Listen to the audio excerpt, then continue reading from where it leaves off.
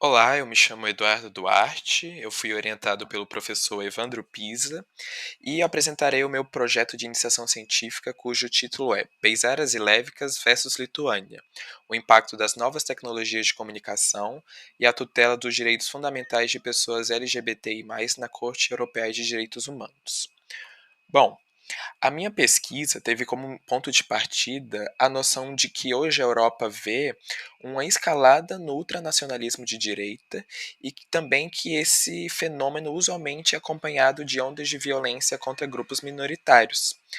Só que, ao contrário do caso do nazismo no início do século XX e do genocídio em Ruanda na década de 90, que são exemplos onde o mesmo fenômeno ocorreu, o episódio europeu agora tem uma nova peculiaridade, pois ele está atravessado pelo corte das novas tecnologias de comunicação. E com isso eu quero dizer que ele ocorre agora dentro de um novo panorama que mescla o mundo real, entre aspas, aos das redes sociais, onde as mesmas violências são produzidas e reproduzidas de uma forma distinta. Esse ambiente digital não é mais apenas um reflexo das nossas interações sociais, mas também, e talvez principalmente, é a arena onde fenômenos sociais se formam e se consolidam. Então, trazendo essas noções de volta ao atual contexto sócio-histórico da Europa, é possível perceber a grande disseminação de discursos de ódio nas redes sociais contra esses grupos vulnerabilizados. E entre eles, eu destaco aqui a comunidade LGBTI+,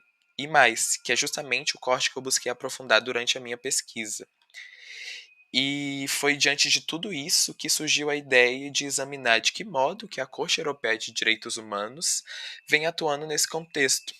E a escolha dessa corte, em específico, foi fundada no fato de que, pelo seu histórico, ela se porta como um sinalizador da recepção da sociedade europeia em relação aos direitos fundamentais, e que ela pode também representar uma instituição capaz de fazer frente a essa onda conservadora que eu falei. Então, busquei, depois da investigação bibliográfica, realizar uma pesquisa na jurisprudência da Corte, buscando casos em que houvesse um enfoque na violação de direitos fundamentais de pessoas LGBTI+, nas redes sociais.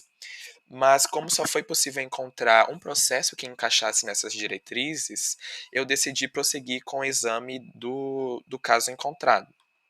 que é o caso de número 41.288 de 2015, e que foi impetrado por Pijos Beizaras e Mangirdas Lévicas contra a República da Lituânia.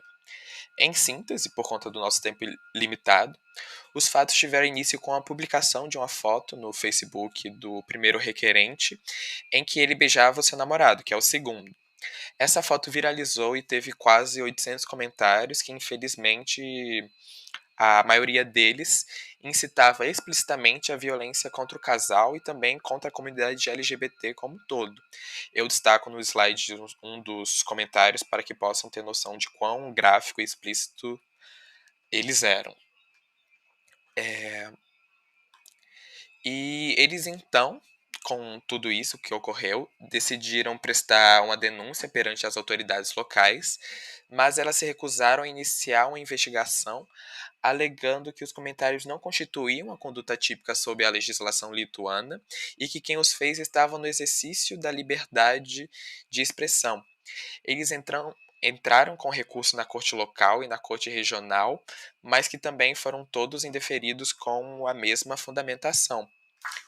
Com isso, eles decidiram levar o caso à Corte Europeia de Direitos Humanos, que por sua vez constatou que houve violação de três artigos da Convenção Europeia de Direito do Homem, que estão listados no slide, e também ordenou que a Lituânia pagasse uma indenização de 5.000 euros a cada um dos demandantes.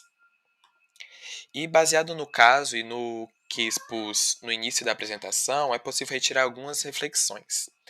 Primeiro, tendo em vista que a própria legislação lituana proíbe expressamente a publicação de mensagens que incitem a violência contra indivíduos por conta da sua orientação sexual, e que mesmo assim as autoridades se recusaram a aceitar a denúncia e dar provimento aos recursos, nós podemos concluir que a simples positivação de um direito é uma condição necessária para a sua proteção, mas não é condição suficiente.